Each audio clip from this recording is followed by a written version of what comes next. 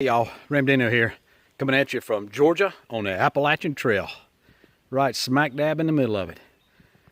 This video is going to be about the maiden voyage of my new trail runners, Salomons. I'm going to tell you how they did or how they didn't do. Hopefully they're going to do well, because that's all I got on my feet. To find out how they did, stick around.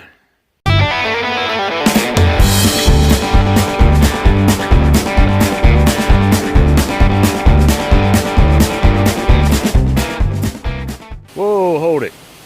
We need to back up a piece and just see exactly what led to me getting a new set of trail runners anyway.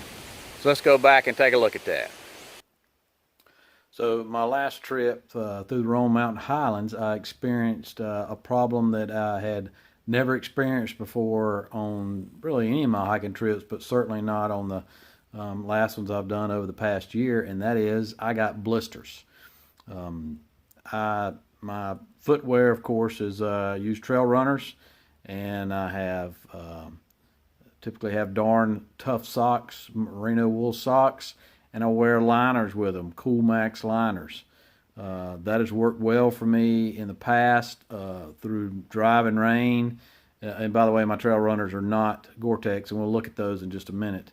But that's worked in rain and feet soaking wet all day, and so I just was very surprised that I had those problems. And most significant for me was my toenail turned black on one of my toes.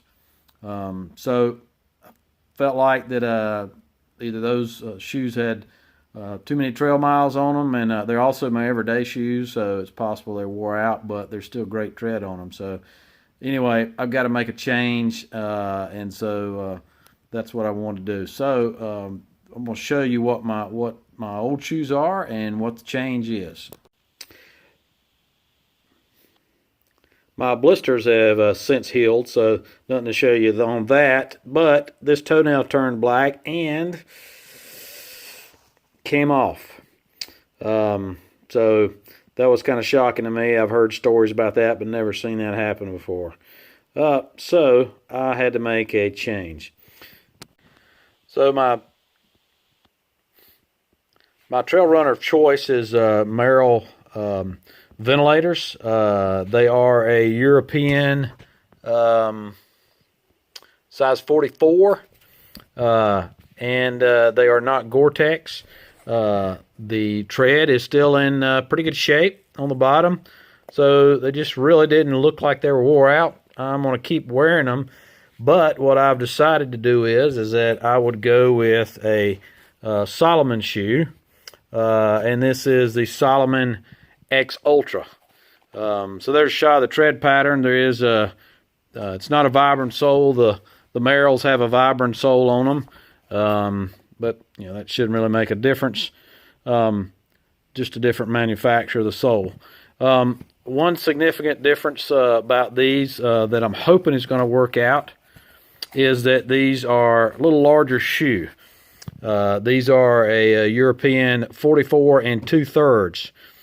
So they have a little different system of how they do it over there in Europe than we have here. But in any case, it's 44 and 2/3. So how did I come out with that? Well, let's look at the difference in the shoes here. And you can tell by looking at that the shoes, the links on them, appear to be a pretty good bit different. I'm surprised that a 2/3 of a size makes that big a difference, but it does look like that big a difference.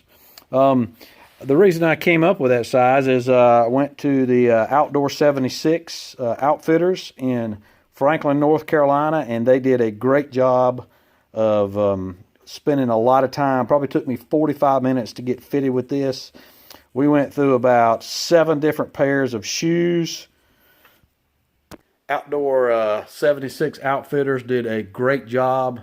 We went through probably 7 different pair of shoes that I would, he would look at my foot, and he asked me a lot of questions to start off with, you know, about my hiking style, what kind of problems I was experiencing, and so kind of a little 10-minute interview there. And then he went and got down about, I don't know, 7 different pair of shoes, and we probably tried on about 9 different pair of shoes until we settled on these Salomons. And you know, I asked a lot of questions. He asked a lot of questions, but main thing is he spent a lot of time with me. And the Salomons were the ones that I liked the best. However, they were not fitting. I had a little problem with a little bit of heel slippage. And so he did something for me that probably most people wouldn't do.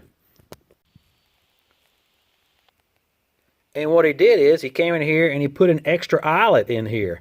And the reason being is, if you'll notice, these are, I have these set up to where I can use the heel lock tying method. And so they did not come with this extra eyelet right here. And because of that, he put an extra eyelet in there. Now, you know, if I had not accepted those shoes, then he'd have a set of damaged goods, but that was really not his concern. His concern is that that we get a set of shoes that I felt comfortable with. And using this heel lock method, once we did that, of tying the shoes, then they seem to fit just perfect. So I'm looking forward to that. Obviously, you can't review a pair of shoes unless you spend some trail miles on them, and that's what I'm getting ready to do this coming week or in the next 10 days. I'm going to put about 85 miles on them, and I will get back to you and let you know how they worked. But I did want to give you kind of a pre-hike review of what I did and to change my footwear and setup to help me alleviate the blisters is really what I'm trying to alleviate. And of course, the problems with the toenails coming off too. That's never a good thing. So I've got a little more room here in the toe. The toe box actually looks a little narrower than my Merrells. However, that may be because I've just got more trail miles on them and they've spread out. Another thing they did up there at Outdoor 76 was they gave me another pair of laces here that you know, just gave them to me, comped them, didn't charge me anything for them because once we put that extra eyelet in there, the laces that came with the shoe that no longer fit. So you know, there wasn't enough laces in there. I could have tied the shoes, but I couldn't put a double knot in them, and I like to double knot my shoes.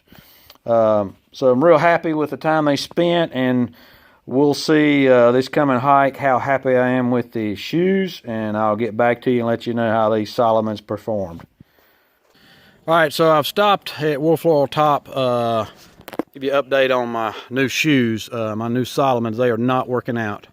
I am only just miles into my trail or into my trip, and I'm already developing hot spots. And that was the whole reason I bought them, was to stop blisters that I had not experienced previously, and I did on my last trip. And now I'm already experiencing them even earlier than I did with my Merrell Moab ventilators. So I've stopped here. I'm going to have to put some tape on and see if I can stop them. But it's pretty disappointing. I don't know if it's the shoes or they were sized wrong. But anyway, I'll keep you posted. All right, so I'm in my second days of the maiden voyage of my Salomons. Had some heel issues. I have put KT tape on those hot spots. It's just now, I'm just getting started for the day. I'm only about 30 minutes out from the shelter, so we'll see how they do the rest of the day.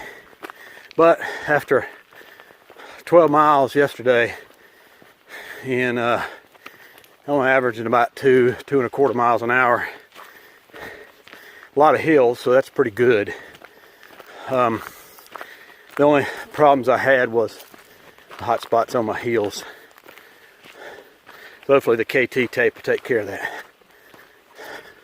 Even with the heel lock shoe tying method, still had obviously some slippage. Still got my same liners, my darn tough merino wool socks. So we'll see what happens with the KT tape. Right now, it's all uphill. So I've got a lot of two big hills, really big ups today. So we'll see how that goes. Get back to you a little later in the day. Okay, so we're at the end of my 40-mile hike the maiden voyage of my Salomon shoes. To wrap it up, not really pressed. I developed heel problems right away that I solved with KT tape, but there was heel slippage, and it's one of the reasons, one of the things when I bought them, I told the salesman about that, and we put a heel lock, another hole in them, so I could use a heel lock method. And you know, you can walk around the store all day and that doesn't simulate what you're going to be doing on the trail. I also developed some hot spots on the bottom. I haven't taken them off yet to look at that. I'll do that and wrap it up when I get home.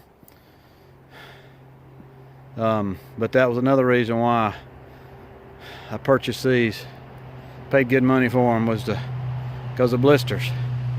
But so far I know I would have got them on my heels. We'll see if I got them on the bottoms. Hopefully I won't lose any more toenails from these. But in any case, not impressed, probably going to be sending them back. I'll wrap this up later at the house. Well, I'm back now, I'm back home, and let's wrap this thing up, put a bow on it. The hot spot on the bottom of my foot never really progressed to the point of a blister. If I'd had to go another day, I probably would have went ahead and put some KT tape on it, or treated it with something to prevent it from generating into a blister. The KT tape on my hot spots on my heels worked fine, never got blisters back there, and so that worked out great. A little disappointed that I didn't have 100% success on these shoes, but rather than send them back, probably a little late to do that now. It's past the 30 or 60 days return policy they have there. So I am going to try them again on my next trip, which hopefully will be within the next couple of weeks. So I'll give you an update then as part of that trip, and we'll see how they do. Appreciate you tuning in. If you got anything out of this, give me a thumbs up. Hit that subscribe button down there, or hit my face at the end of this video. And as always, appreciate you, and we'll see you out there.